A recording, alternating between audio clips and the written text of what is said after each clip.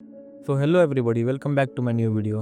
आज के इस वीडियो में हम पढ़ेंगे चैप्टर 31 से लेकर 34 तक। ये वीडियो काफ़ी इंटरेस्टिंग होने वाली है क्योंकि इसमें रियो को बहुत सी नई बातें जानने को मिलेगी। वीडियो स्टार्ट करने से पहले प्लीज़ इस वीडियो को लाइक कर दीजिए और अगर आप इस चैनल पर नए आए हैं चैनल को सब्सक्राइब करना मत भूलना। चलिए फिर स्टार्ट करते हैं श्याम मांग का चैप्टर 31 से।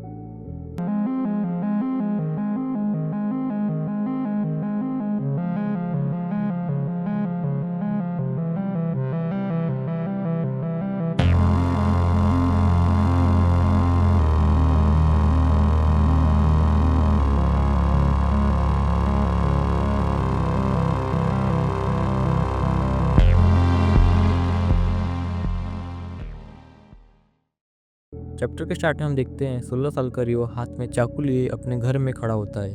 उसके माँ बाप दोनों सामने खून में लथपथ बेहोश पड़े होते हैं। रियो ने उन पर बहुत बेरहमी से चाकू से हमला किया होता है। रियो के अंदर एक आवाज़ गूंज रही होती है। उस दिन मैं किसे मारना चाहता था, अपने बाप को या अपनी माँ को। तभी रियो देखता है उसकी माँ के हाथ हिलने लगते हैं। उसकी माँ उसके सामने खड़ी हो जाती है लेकिन बिना सर के।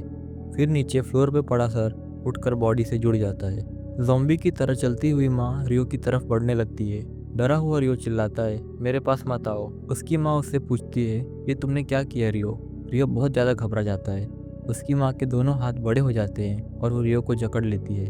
रियो दोनों हाथों पे चाकू से बार बार वार करता है लेकिन कोई असर नहीं होता। जब उसकी माँ उसे दांतों से काटने ही वाली होती है, रियो जोर से चिल्लाता हुआ अपने अपार्टमेंट में उठता है और अपने ही डरावने सपने से बाहर आ जाता है। डर की वजह से उसकी सांसें तेज हो गई होती है। टोकीची रियो की आवाज़ सुनकर उसके कमरे में आता है और कहता है, तुम्हें कोशिश करनी होगी खुद को इन सपनों से आज़ाद करने की। तुम्हारे लिए रात को रास्ते पर लड़ना मुश्किल होता होगा ना। रियो टोकीची से कहता है उसके लिए नया काम ढूंढने को जो कि और भी ज़्यादा खतरनाक हो। तब टोकीची एक पेपर का टुकड़ा निकालता है और उसे रियो को दे देता है। उस पेपर में नात्सुमी जहाँ काम करती है वहाँ का एड्रेस होता है। वो कहता है, तुम इसे ही ढूंढ रहे थे ना रियो? रियो एड्रेस देखकर शॉक हो जाता है। नेक्स्ट सीन में रियो एक बिल्डिंग के सामने खड़ा होता है जिस पे लिखा होता है फैशन हेल्थ गर्ल्स क्लब। रियो अंदर जाता है और मैनेजर से नात्सुमी के बारे में पूछता है। मैनेजर कहता है, नात्सुमी वो स्टूपिड लड़की कल तक यहाँ थी लेकिन अब वो चली गई। अपने पीछे उसने कुछ उधार भी छोड़ गई है। क्या उसने तुम्हें भी धोखा दिया? ये कहकर मैनेजर दीवार पर लगी लड़कियों की तस्वीरों में से एक फ़ोटो निकालकर रियो को देता है। रियो फोटो देखता है और वो उसकी अपनी बहन नात्सुमी की होती है। फोटो के नीचे लिखा होता है नात्सुमी एज 18 ईयर्स। मैनेजर कहता है, नात्सुमी बहुत बड़ी चीप लड़की है। वो सिर्फ क्लाइंट्स को धोखा देती है। उसे अपने किए की सज़ा ज़रूर मिलेगी। पता नहीं उसके माँ बाप कैसे होंगे। रियो को अपनी फैमिली की बेइज्जती बर्दाश्त नहीं होती। रियो अपनी एक उंगली मैनेजर के मुंह में डालता है और उसके आगे के दांतों के गम्स हिला देता है। मैनेजर दर्द से जोर से चिल्लाने लगता है। रियो उससे कहता है, तुम बहुत बोलते हो, और रियो वहाँ से निकल जाता है नात्सुमी को ढूंढने के लिए। बस रियो सिर्फ एक दिन लेट हो गया होता है अपनी बहन से मिलने के लिए। और यहाँ पे हमारा चैप्टर 31 एंड होता है। चैप्टर 32 के स्टार्ट में हम देखते हैं रियो किसी को मार रहा है। नीचे ज़मीन पर वो लड़का गिरा होता है जिससे बहुत घाव आए होते हैं। रियो उसके मुंह पर लात मार के उसे हरा देता है लेकिन रियो खुद भी ठीक नहीं लगता। वो हर बार से ज़्यादा हाँफ रहा होता है जैसे कि इस लड़के को हराने में उसे बहुत मुश्किल हुई हो। टोकीची कहता है, वो लड़का काफ़ी स्ट्रांग था रियो। रियो भी इस बात पर ध्यान देता है। वो अपने मन में कहता है, ये अजीब है, मैं कमज़ोर हो गया हूँ। जितना वक्त मुझे इसे हराने में लगा उससे आधा टाइम मुझे लगना चाहिए था। रियो टोकीची से मदद मांगता है और कहता है कि वो किसी मार्शल आर्ट चैंपियन को ढूंढे। नेक्स्ट सीन में हम देखते हैं रियो और टोकीची दोनों अपने अपार्टमेंट में बैठे होते हैं। टोकीची कहता है, मैंने एक एक्सपीरियंस मार्शल आर्टिस्ट ढूंढ लिया है लेकिन वो तुमसे भी ज़्यादा स्ट्रांग है। उसका नाम है हिडेजी ओजावा। टोकीची बताता है कि हिडेजी साकुरा रोड पर उजड़ बार में बाउंसर का काम करता है। रियो पूछता है, क्या वो सच में इतना अच्छा है? टोकीची जवाब देता है, हिडेजी ने बहुत सारे लोगों को आधा मरने तक पीटा है। उसने बानरुकाई वर्ल्ड कराटे चैंपियनशिप में 3rd प्लेस तक हासिल किया था। रियो बानरुकाई का नाम सुनकर समझ जाता है कि हिडेजी कोई आम इंसान नहीं है। अब रियो और टोकीची दोनों हिडेजी से मिलने के लिए उसके बार पहुंच जाते हैं। अंदर जाते ही 2 फीमेल बार अटेंडेंट्स रियो को घेर लेती है। वो उसका जैकेट निकालती है और रियो को टेबल दिखाकर बैठा देती है। रियो ड्रिंक ऑर्डर करता है। थोड़ी देर बाद अटेंडेंट्स बिल लेकर आती है। अमाउंट होता है 85,000 येन। रियो हैरान होकर पूछता है, 2 बियर का इतना? लड़की कहती है, आप कार्ड से भी पेमेंट कर सकते हो। रियो गुस्से में बिल फाड़ देता है। ये देखकर अटेंडेंट्स हिडेजी सान को बुलाती है। सब कुछ रियो के प्लान के हिसाब से चल रहा होता है हिडेजी आता है और धमकी देता है, तुम्हें बिल पे करना होगा वरना अच्छा नहीं होगा। रियो खड़ा होता है और कॉन्फिडेंस के साथ कहता है, मैं यहाँ तुम्हें फाइट के लिए चैलेंज करने आया हूँ। नेक्स्ट सीन में हम रियो और हिडेजी को टेरेस पर आमने सामने खड़ा देखते हैं। हिडेजी कहता है, अच्छा होगा अगर तुम पहले ही हार मान लो, मैं बहुत स्ट्रांग हूँ। रियो कहता है, मुझे तुम पर भरोसा है, बांड्रो का कंपटीशन में थर्ड आना मतलब तुम कुछ तो हो। हिडेजी हैरान होकर कहता है, तो तुम मुझे जानते हो, लेकिन मैंने जितना किया वो फर्स्ट आने के लिए काफ़ी नहीं था। रियो स्टैंस लेता है फाइट के लिए। हिडेजी उसका स्टैंस को देखकर कहता है, तुम में कुछ स्किल तो है। हिडेजी पोजीशन लेने ही वाला होता है कि रियो अचानक सरप्राइज अटैक कर देता है। वो किक करता है लेकिन हिडेजी ब्लॉक कर देता है। फिर रियो आंखों पर अटैक करता है। हिडेजी अपना सर घुमाकर उसे ब्लॉक कर देता है। रियो फिर हिडेजी के टेस्टिस पर अटैक करता है लेकिन हिडेजी पीछे जंप करके उससे बच जाता है। हिडेजी पूछता है, तुमने कराटे कहाँ से सीखा? बानरूकाई में। रियो थोड़े ईगो के साथ कहता है, मैंने किसी एसोसिएशन से कराटे नहीं सीखा, मैंने सीधा डेविल कुरोकावा से सीखा है। हिडेजी कुरोकावा का नाम सुनकर शॉक हो जाता है। इससे समझ आता है कि कुरोकावा जेल के बाहर भी कितने फेमस और रिस्पेक्टेड है। रियो पूछता है, तुम जानते हो कुरोकावा को? उन्होंने कहा था उनका भी स्टाइल बानरू कराटे है। अब हिडेजी रियो को सीरियसली लेने लगता है। वो अपनी स्लीव फोल्ड करता है और फाइट के लिए स्टैंस लेता है। रियो मन में सोचता है, हिडेजी बहुत स्ट्रांग लग रहा है, अगर वो स्ट्रांग नहीं होगा तो मेरा यहाँ आने का मतलब ही खत्म है। फाइट शुरू होती है। रियो पहला अटैक करता है किक से। हिडेजी अपने पैर से ब्लॉक करता है और रियो की कमर पर पंच मारता है। रियो को पंच बहुत जोर से हिट होता है। इसके तुरंत बाद हिडेजी रियो के फेस पे किक मारता है जिससे रियो के मुंह से खून निकलने लगता है। हिडेजी कहता है, तुम बहुत कमज़ोर हो, कुरोकावा को रोना आ जाएगा अगर वो तुम्हें यहाँ देख लेंगे। तभी टोकीची टेरिस पर आता है रियो को ढूंढते हुए। वो दोनों की फाइट देखकर हैरान रह जाता है। उसका मुंह खुला खुला रह जाता है। यहीं पे हमारा चैप्टर 32 एंड होता है। चैप्टर 33 की शुरुआत होती है रियो और हिडेजी की फाइट के कंटिन्यूशन के साथ। रियो बार बार अटैक करता है लेकिन हिडेजी हर बार अटैक को ब्लॉक कर देता है। लेकिन हिडेजी के पंचेस और किक्स रियो को हिट होते हैं। एक मोमेंट पर हिडेजी अपना फिस्ट रियो के सर पे मारता है जिससे रियो के सर पर एक बड़ा स्क्रैच आ जाता है और खून निकलने लगता है। हिडेजी कहता है, यह अटैक आंखों पर और भी ज़्यादा इफेक्टिव होता। कुरोकावा ने तुम्हें ये नहीं सिखाया, लेकिन तुमने ब्लॉक बहुत अच्छे से किया। रियो फिर से किक करता है। हिडेजी अपने घुटने से ब्लॉक कर देता है। रियो फिर उसके पैर पर अटैक करने की कोशिश करता है लेकिन हिडेजी जंप कर देता है। जैसे ही हिडेजी लैंड करता है रियो इस मौके का फ़ायदा उठाता है।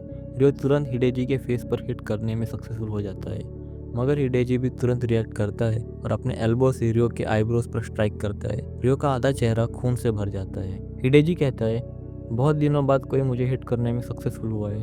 तुम्हारा अटैक कमाल का था। तुमने लेफ्ट साइड से मुझे स्ट्राइक किया, वही साइड जहाँ से मेरी आँख खराब है। तुम्हारी ऑब्जर्वेशन स्किल्स अच्छी है, तुम स्मार्ट हो बच्चे। लगता है कुरोकावा ने तुम्हें बहुत कुछ सिखाया है। लेकिन रियलिटी ये थी कि हिडेजी की लेफ्ट आई खराब होने के बाद भी उसने रियो को बहुत ज़्यादा डैमेज दे दिया था और रियो अब तक हिडेजी को सिर्फ एक ही बार हिट कर पाया था। रियो मन में सोचता है, ये बहुत स्ट्रांग है, मैं समझ नहीं पा रहा फाइट कंटिन्यू कैसे करूँ। क्या इसे हराने का कोई रास्ता नहीं है? हिडेजी कहता है, मुझे नहीं पता तुम मुझसे क्या चाहते हो, लेकिन ठंड बढ़ती जा रही है, मुझे यह फाइट जल्दी खत्म करनी होगी। ये कहकर हिडेजी रियो की तरफ बढ़ने लगता है। घबराहट में रियो फिर से किक मारता है। हिडेजी रियो को ब्लॉक करता है और रियो के पैर पर अपने एल्बो से स्ट्राइक करता है। रियो पैर पीछे खींच लेता है लेकिन हिडेजी रुकता नहीं है। वो रियो की तरफ बढ़ता है और उस पर अटैक करता है। उसका अटैक देखकर लगता है वो रियो की आंखों को टारगेट कर रहा है। रियो किसी तरह साइड में जंप करके उससे खुद को बचाता है। हिडेजी रियो का मजाक उड़ाते हुए कहता है, हार मत मानो बच्चे। मगर रियो समझ जाता है कि हिडेजी के मूव्स डेडली है और अगर ऐसा ही चलता रहा तो रियो को मार देगा। तभी टोकीची दोनों के बीच में आ जाता है। वो हिडेजी को रोकने की कोशिश करता है और उससे कहता है, रियो के जो पैसे बाकी है उसे मैं पे कर दूंगा। हिडेजी बिना कुछ बोले अपना हाथ उठाता है और हल्की सी स्ट्राइक टोकीची के गले पर मारता है। तुरंत टोकीची बेहोश होकर जमीन पर गिर जाता है। रियो टोकीची की हालत देखकर शॉक हो जाता है। रियो हिडेजी से कहता है, मैं जानता हूँ तुम स्ट्रांग हो, क्या मैं तुमसे एक सवाल पूछूं? हिडेजी कंफ्यूजन के साथ रियो को देखता है। रियो खड़ा होता है और हिडेजी से पूछता है, क्या मेरा कराटे काफ़ी नहीं है? हिडेजी रियो से कहता है, तुम्हारा कराटे थोड़ा एडवांस है, रोड पे तुम्हें कोई भी नहीं हरा पाता होगा। सही कहा ना मैंने? मुझे लगता है तुम्हारे अंदर इससे ज़्यादा टैलेंट है। तुम जरूर इससे पहले और ताकतवर रहे होगे, तुम अब कमज़ोर हो गए हो। इसका एक बड़ा कारण है, तुम इसे खोते जा रहे हो। रियो बड़ी हैरानी से हिडेजी की तरफ देखता है। उसे ये सुनकर बहुत गुस्सा आता है। वो सवाल करता है, मैं इसे खो रहा हूँ, इसका क्या मतलब है? इतना बोल के रियो फिर से हिडेजी पे पंच करता है मगर हिडेजी रियो का हाथ को अपने हाथ से मोड़ कर ब्लॉक कर देता है और अपने दूसरे हाथ के एल्बो से रियो के सर पे हिट करता है, जिससे रियो भी बेहोश होकर नीचे गिर जाता है। यहाँ पे हमारा चैप्टर एंड होता है। चलिए फिर रीड करते हैं चैप्टर 34। चैप्टर 34 में हम देखते हैं रियो खुद से सवाल करता है, क्या मैं हार चुका हूँ? हिडेजी ओजावा बहुत स्ट्रांग है, उसके एल्बोस बहुत कमाल के हैं। मैं अपना कराटे खो रहा हूँ, लेकिन मैं तो हर दिन ही नर्क से गुजरता हूँ। तभी रियो चिल्लाते हुए बाहर के सोफे पे जागता है। उसके घाव पे बैंडेजेस लगे होते हैं। रियो देखता है हिडेजी और टोकीची दोनों सामने बैठे होते हैं। टोकीची रियो को पीने के लिए पानी देता है। रियो जल्दी से पानी खत्म करता है और हिडेजी से सवाल करता है, हिडेजी सान, मैं इसे खो रहा हूँ, इसका क्या मतलब है? हिडेजी रियो से कहता है, तुम्हें सान कहने की जरूरत नहीं है, वैसे भी हम दोनों सेम स्कूल से है। मैंने भी कराटे कुरोकावा से सीखा है। हम दोनों एक तरह से क्लासमेट्स हुए। रियो हैरानी से पूछता है, तुम भी कुरोकावा के स्टूडेंट हो?